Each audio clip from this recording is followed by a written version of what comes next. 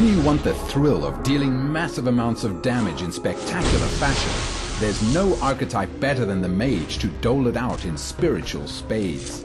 These masters of the arcane arts have the weakest defensive attributes of all, but they also have the most powerful offense. Mages are not classically trained in melee combat because they lack physical brawn and are easily killed. This means that your mage will typically fight from as great a distance as possible, or the rear of a group.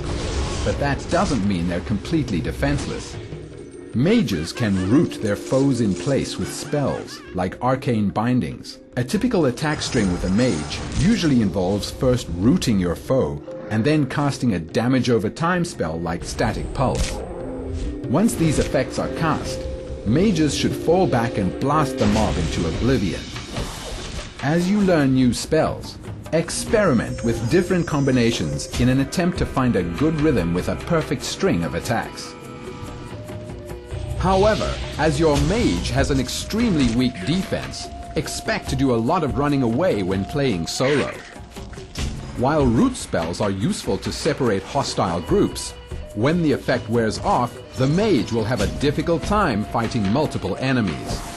As you grow in power, you'll continue to develop your arcane craft, eventually taking on a new subclass title such as Sorcerer. These specialized mages are trained to deal enormous amounts of damage. Or you might decide to become a Summoner.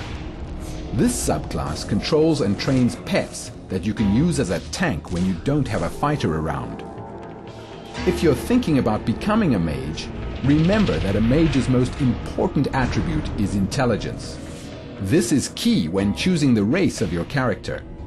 Elves, gnomes, and especially erudites make good mages. In short, the mage archetype is one of the most empowered classes, a near necessity in any group, and is truly a force to be reckoned with.